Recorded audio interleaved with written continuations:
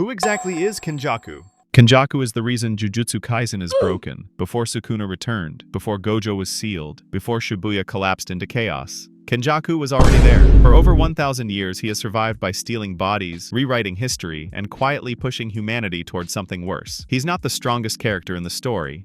He's not the flashiest, and he's rarely the one throwing the first punch, but every disaster leads back to him. The Cursed Womb experiments, the fall of the Golden Age of Jujutsu, the sealing of Gojo Satoru, the Culling Game. None of these were accidents. Kenjaku didn't react to the world. He designed it. So today, let's stop treating him like a side villain. Kenjaku isn't a person in the normal sense. He's a body-hopping sorcerer, someone whose cursed technique allows him to transplant his brain into other humans. When he takes a body, he doesn't just control it. He gains their memories, their cursed technique, their social position.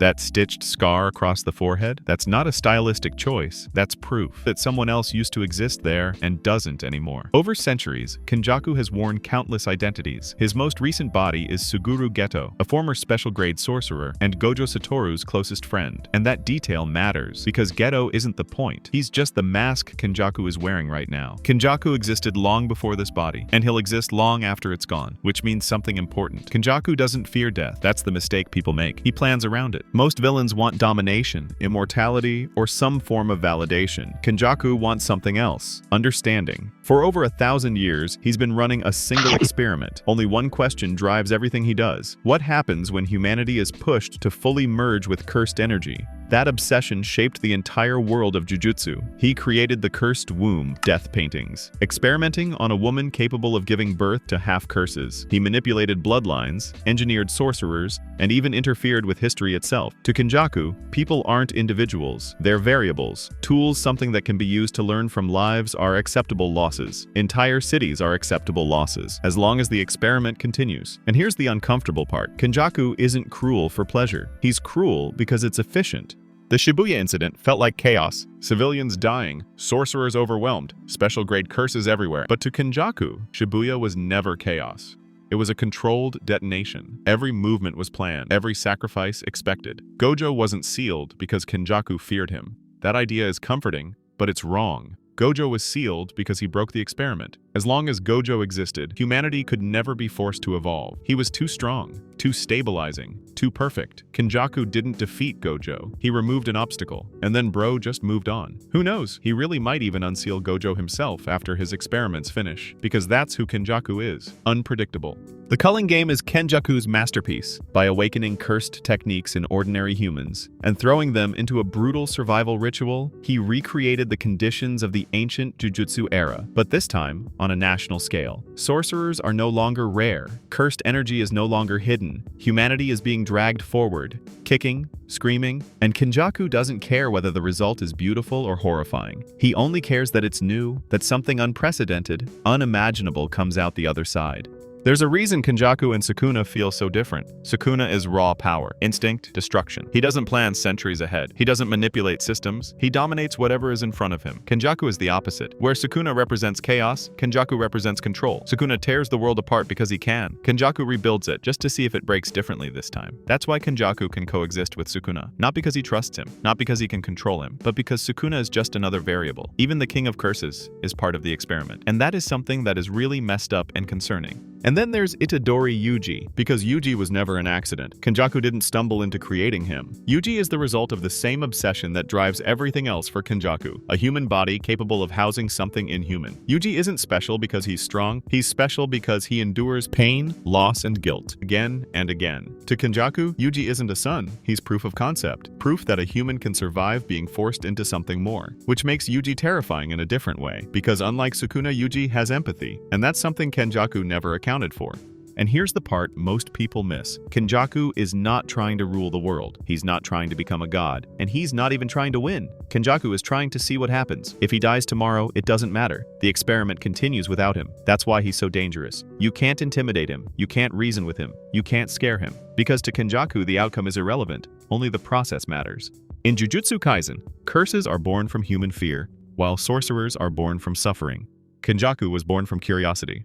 And curiosity, when left unchecked, has always been humanity's most destructive trait. Here's the truth. Kenjaku is not a villain in the traditional sense. He is not evil because he hates humanity, and he is not cruel because he enjoys suffering. Kenjaku is a scientist who removed ethics from the equation. To him, humanity is not sacred, it's unfinished. Kenjaku believes humans are a failed draft, creatures born with cursed energy, but too afraid to fully embrace it. So he doesn't rule humanity, he tests it.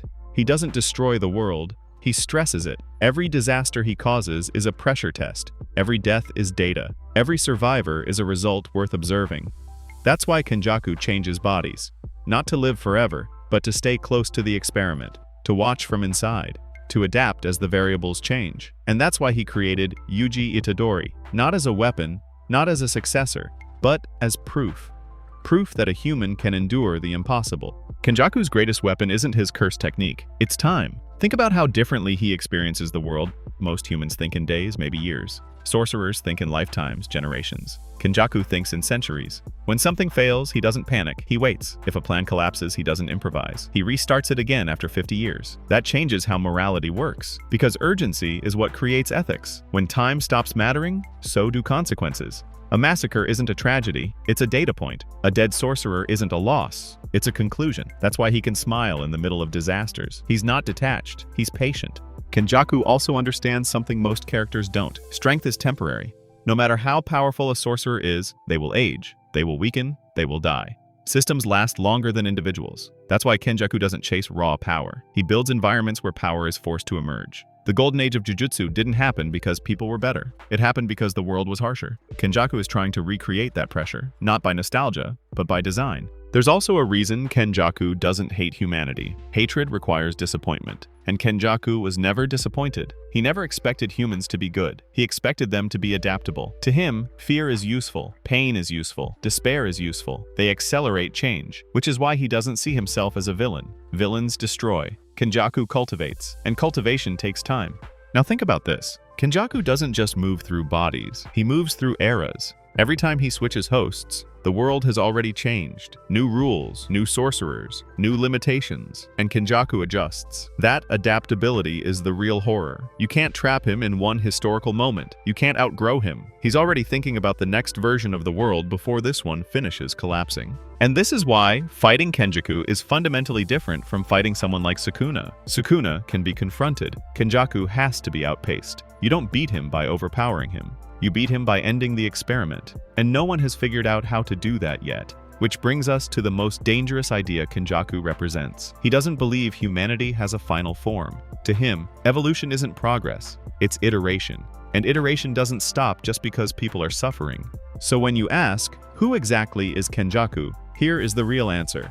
Kenjaku is human curiosity without restraint, the part of humanity that asks, what if? And never asks, should we? He is the manifestation and embodiment of progress with no moral breaks. And that makes him more dangerous than any curse. Because Kenjaku is born from intelligence, and intelligence, when it stops caring about consequences, will always create monsters. So what do you think? Is Kenjaku a villain or just a mastermind antagonist? Let me know your thoughts in the comments. And if you made it this far, consider subscribing for more fun anime theories. Bye-bye!